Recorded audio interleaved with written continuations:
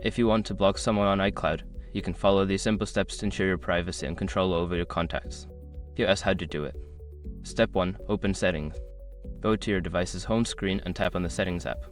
This is where you can manage your iCloud account and other settings. Step 2. Access your Apple ID. At the top of the Settings menu, tap on your name or Apple ID.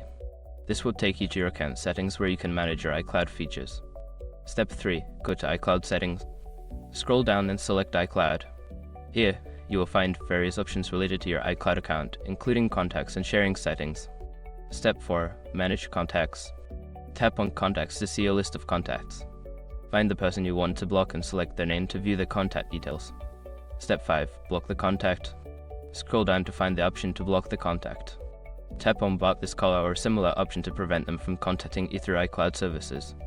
By following these steps, you can effectively block someone on iCloud and enhance your privacy. Remember to review your blocked contacts periodically to manage your preferences.